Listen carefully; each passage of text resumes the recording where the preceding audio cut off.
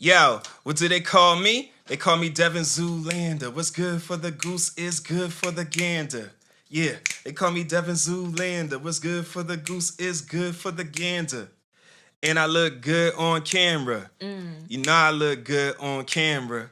Yo, what's up? It's your homie, Devin Zoolander, coming all the way live from my domicile. You are now watching the Devin Zoolander Show.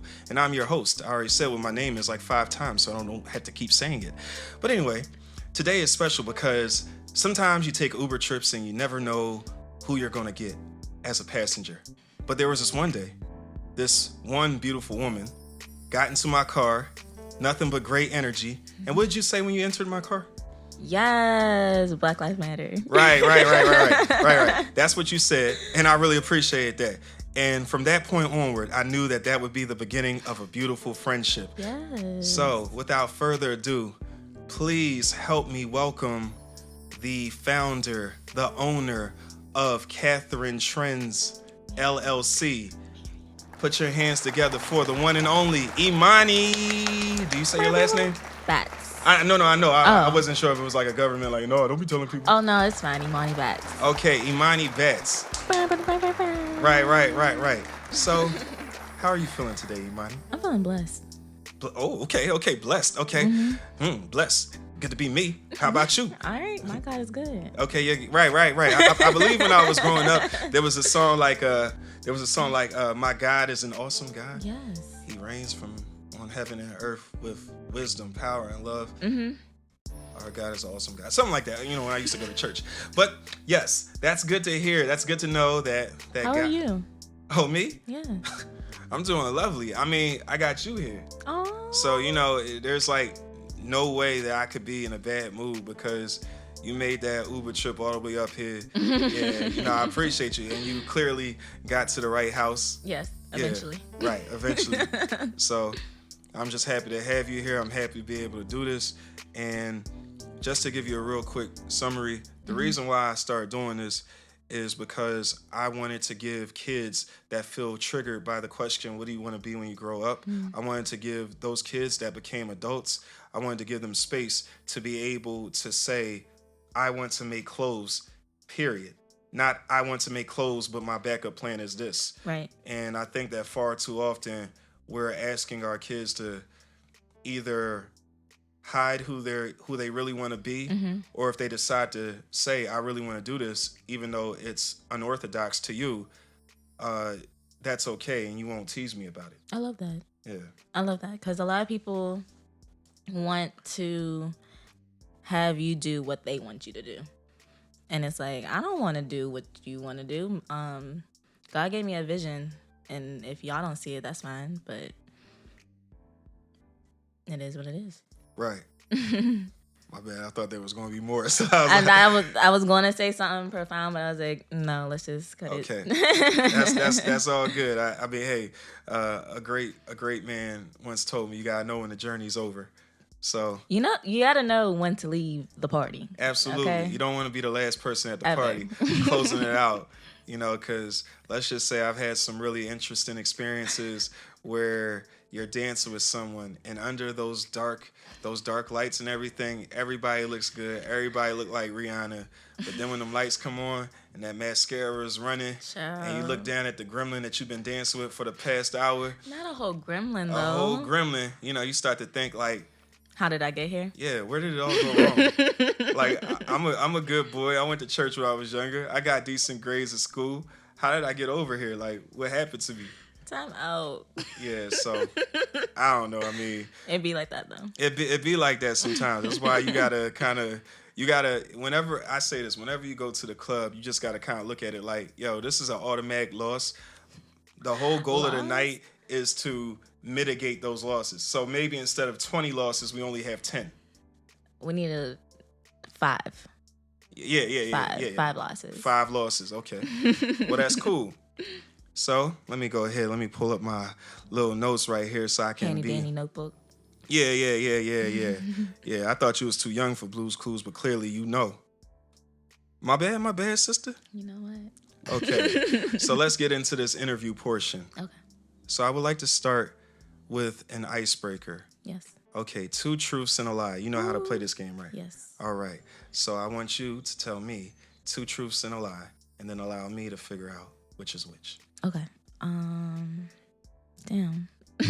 Oh, I didn't mean to say that. It's okay. It's all right. It's all right. We rate it whatever. Two truths and a lie.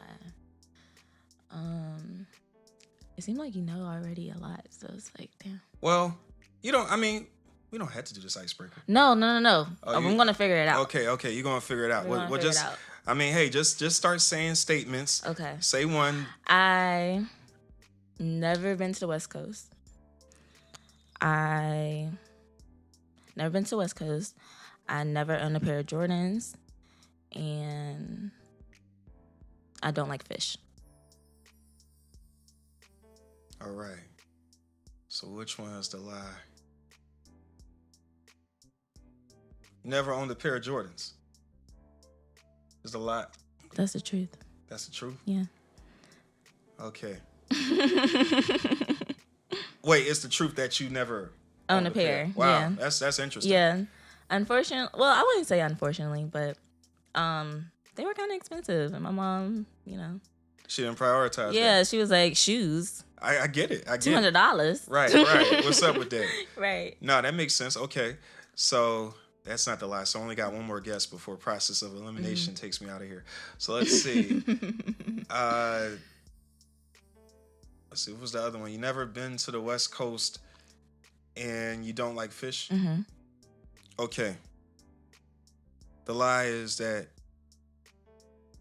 you've never been to the West Coast? No, Okay.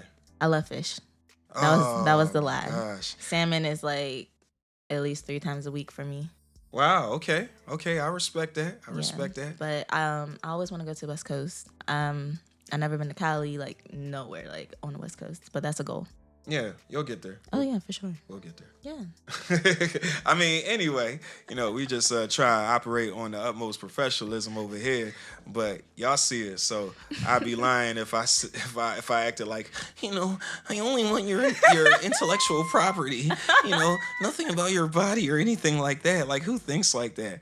But okay, well, I'm glad that we got a chance to play Two Truths and a Lie. So now let's get into the interview. Okay. Tell me about your experience as a Black girl that attended West Mifflin High School. I would personally say it was not terrible. Okay. I will emphasize that because when Duquesne migrated together, it was definitely like a lot more Black people that attended the school. I personally dealt with racism head on when I was in honors class, 9th grade. Like freshman year, I was the only Black girl in honors classes, and there were just some nasty, disrespectful people in my class that would say some rude things to me. And it was to the point that I didn't even want to go to school. Like, you was only supposed to miss 19 days. 20 days. I was at 19. Mm-hmm. So, like, it was really to the point, like, I didn't want to do it. To the point that I stopped taking honors classes because of it. Mm. And I felt like I kind of downplayed myself and played myself because of it. Because I just didn't want to deal with that. But at the end of the day, like, that made my high school experience way better when I got out of honors. But other than that, yeah, there was some blankful, like, favoritism and all that good stuff. But my best friend, Brandy, that I met her in elementary school, but we're still close to this day. There's a few people that I'm still cool with in high school. But it wasn't the worst thing in the world, but that first year, trash. Wow. Well, that's interesting how Black people often try to diminish our intellect. Mm-hmm. And how ironic is it that the world tries to do that to us on a daily basis. Right. And then when you try to better yourself by being in honors courses, you actually find that you enjoyed school more after you left those courses, which are supposed to raise your intellect. Exactly. And it was a battle that I had because there's a lot of people who was like, well, why are you not in these honors classes? I'm like, no. Like, I'd rather mentally not go through that because it was already, I'm dragging myself to go to school. Like, I shouldn't have to feel like, oh my gosh, like I'm really trying to learn. But, you know, I want to say screw them, but and they made me a better person today. So so you can almost thank them in a way. Yeah. It's like, you know, F you respectfully. Gotcha. F you respectfully. I like that. We're going to definitely put that on a post or something. All right. So after you graduated from West Mifflin, you went to Indiana University of Pennsylvania, better known as IUP. I actually went to CCAC first. You went to CCAC first. Yeah. Okay. What was that experience like? It was really good. I didn't really know what I wanted to do my senior year, and I honestly did not want to take the SATs. So I was like, yeah, let me do this college, community college. But I made sure it was in the city instead of in West Mifflin because CCAC have a campus in West Mifflin. But I was like, I don't want to see the same people that I went to high school with. So I went to the North Shore, and I was going for a business certificate at the time. And that was my first experience with a Black professor. Mr. Ferguson, shout out to him if he's watching. Yeah. He was amazing. I think that was business management or something like that. But he opened my eyes to, like, I think that's when I started to become woke when it comes to certain things. And he opened my mind to so many things about like prisons, just so much that I didn't even know that was going on in America. And I thought it was more than just a business class. It was really more like a life course. Wow. So yeah. CCAC was definitely cool whenever I was going there at the time. But yeah, then 2015. I graduated high school 2014. Then I think fall 2015 or 16. I'm doing my math wrong. I don't know. It's I went to IUP. And you went to IUP. Yeah. And what was your major there? Fashion merchandising with a minor in small business. So what caused you to pick that major? I didn't see anything else. Like, if I was going to go to college, let me look this in the camera. If I was going to go to college and spend all my money, if I was going to go to, if I was going to go to college and spend my money, I was going to do something that I loved. And everyone say that college is a scam.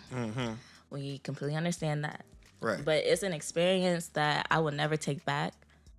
But I went for my passion, and my passion is fashion. Oh, that rhymed. Yeah, it did. You're a poet and you didn't even know it. I didn't. Right, I know. It's amazing. You're good at this. Yeah. We are good at this. Period. Right. I think you don't like when I say period. No, that's cool. You can keep saying it. That's your sauce right there. You know what I'm saying? That's how you express yourself. So I want you to be comfortable. Are you comfortable? Oh, yeah. All right, good. Just making sure. I want all of my guests to feel a sense of belonging. Like, you know, sometimes I want to go where everybody knows your name. Dun, dun, dun. And that's all I know. Oh, my bad. My fault. All right, we got a battle, a war between the 80s and the 90s, so. Yeah, and 90s is going to win. Right. Oh, okay. Well, you know, respect to the 80s. We got Mike's best years. But anyway, to move it along, so you said fashion merchandising with a minor in small business. Now, at that point when you took on that major, did you know that you wanted to have your own clothing line? No. Not at all. If we're going to be completely honest, I say this story all the time, but this is just my testimony. I did not see myself sewing at all. Like, when I was younger, I was like, I want to be a fashion designer. And this was probably when I was like 10. I was like, yeah, I want to be a fashion designer. And then my stepmom was like, okay, cool. I got a sewing machine. I did it, hated it. I was like, no, I'm never doing this again. Like, no. Then I did a program at the Andy Warhol Museum for the Youth Invasion. Yeah. And I had to do sewing again. I was like, I hate this. I don't want to do this anymore. Then I went to school, had a sewing class. I'm like, it's not the worst thing in the world, but I don't want to do it. Mm-hmm. But it really took quarantine to really like sit me down and be like, Imani, this is what you're good at. Like I was good at it, but it tested my patience and to start something. To finish what I started. And I didn't realize that I would quit in 2.5 seconds if I don't get my way. And I really had to look myself in the mirror and be like, Imani, you can't quit at everything because it's hard. Like, Right. You got to figure this out. And once I surrendered, and I was like, you know what? I'm just going to sew. Everything that's been really like unfolding. So no, I did not know I was going to be doing this for Catherine Trendz.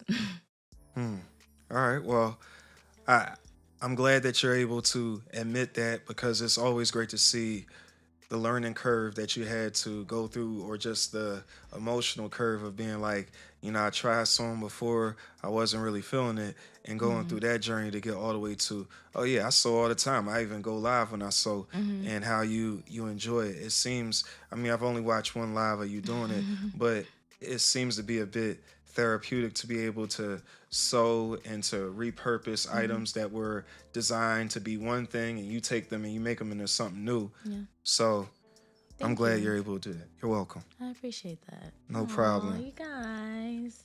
Yeah, that's what we do. We get extra mushy over here. Yes. Now I want to talk about your study abroad experience in Yes. Italy. So when did you go on that trip, and like what motivated you to raise the money on your own, or save the money on your own to be able to go? So the first question, like, how did I start it, or when did I go? Mm-hmm. Okay, so 2018, fall of 2018, that's when I went. The beginning of that year, I was like, something gotta give. Like, I don't want to be in Indiana anymore. And my roommate at the time was graduating. My other roommate was not going to go back to school. So I was like, and once you get older, like the younger kids are coming up. I'm like, I don't want to be on the same campus. No offense to like the younger kids. No, I feel that. So I was just like, that kind of like pushed me like, all right, we're going to do study abroad. And sorry, what was the question? I think the other question was how or what motivated you to... Oh, the raising money for it? Yeah. So, yeah, did you do a GoFundMe or what? No. So, shout out to my dad. Yeah. He definitely helped out, but for the spending money, I had 3 jobs that summer. Okay. On top of doing summer courses. Remind you, I failed all of them except for one, but right. It was worth it. I was working at Express. I was working at PNC Park, and I was doing hair. Wow. Yeah, so all that, plus I don't know how God blessed me with some money on top of that, because he saw me working and was like, here, take that. And I said, thank you. And that kind of like helped with me staying out there for 2.5 months. That's amazing.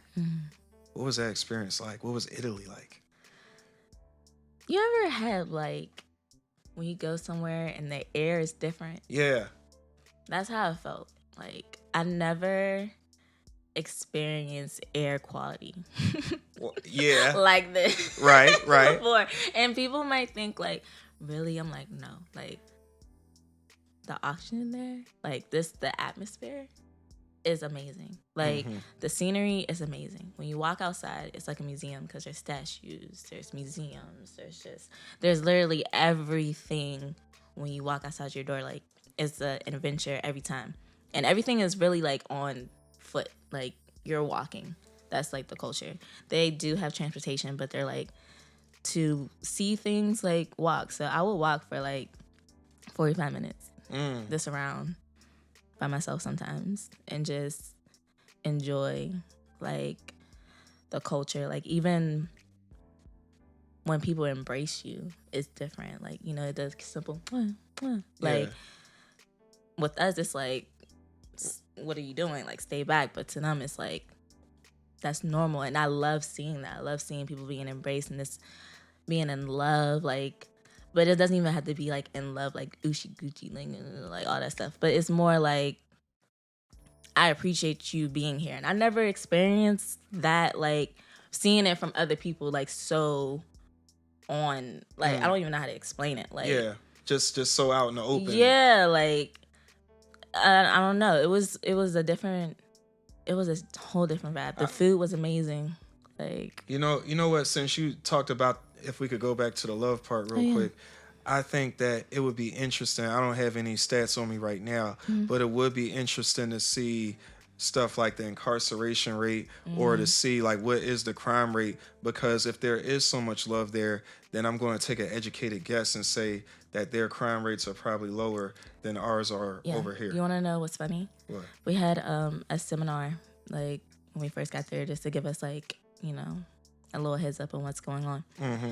And the police officer was like, yeah, like, the crime rates go up when y'all come here. Wow. And I was just like, ouch. But, like, just saying, as an American people, like, that's when we do dumb stuff, especially when we're under the influence. And then when you're under the influence and don't care on top of that, things just happen.